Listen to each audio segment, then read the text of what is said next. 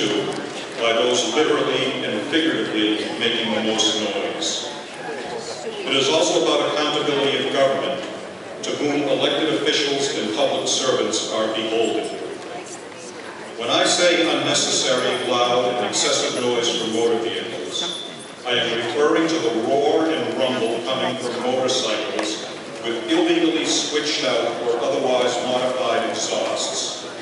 The thumping of car stereos that not only offend one's hearing, but also shake the very earth and reverberate through the air. And those latter-day adolescents who get their jollies turning our streets into drag rings, revving their engines and releasing the brakes to produce that loud and offensive screech of burning rubber. But make no mistake, the principal offenders to our sensibilities, to our hearing, to our rightful expectation to undisturbed... Mr. Barnes, point of order. Where's that coming from? Finance Committee. Oh, Jack, yeah. This is nothing germane to the current article. He has an ability to explain his... It's not, he's talking about the previous article. Karis, go ahead. But make no mistake, the principal offenders to our sensibilities, to our hearing, to our rightful expectation to undisturbed peace and quiet, are the motorcyclists with intentionally switched out or otherwise modified, in other words, illegal exhaust systems. When I say that this is about quality of life, about law enforcement, about community policing, let me illustrate with an example. A few years ago, the library department arranged for a family fun day at the West Yarmouth Library. The purpose being to hold an event for families to have fun while learning of the many resources available at the library. Outside, there were games, face painting, and other activities for the kids.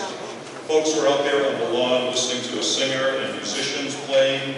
Inside, there was even a miniature golf course laid out throughout the library, with each hole designating a particular resource, whether for the young reader or the adult, available at the library.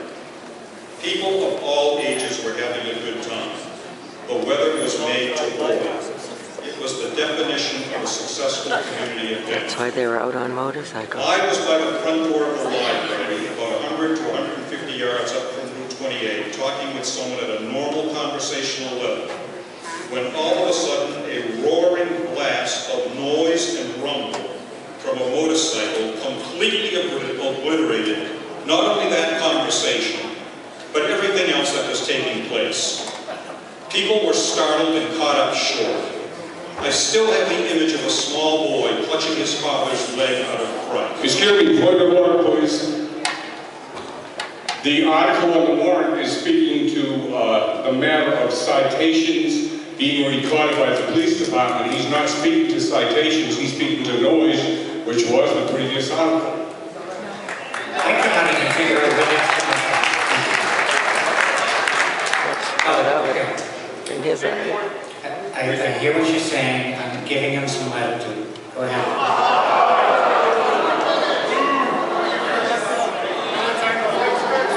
I know your stories already. Go ahead. Don't you got any more?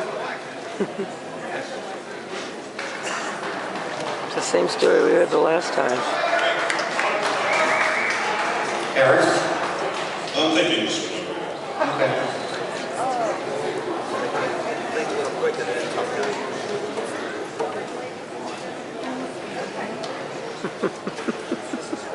Painful.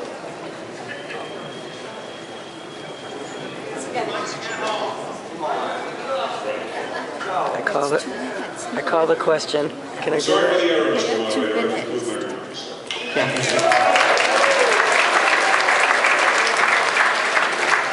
I'll recognize Ms. Greeley at the back microphone. Christine Greeley, Precinct 6, and I move the question. Yes!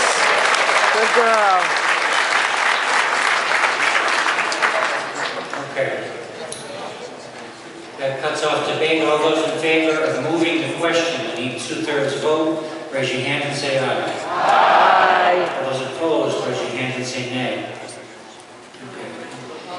The question is called. We move to the final article of the evening. All those who are in favor of petition Article 37? All in favor, raise your hand and say aye. All opposed, raise your hand and say nay. Yay! I'll take a motion to adjourn. Second, all in favor? Ladies and gentlemen, thank you so very much for coming out. I live so far from the area, I have to walk it.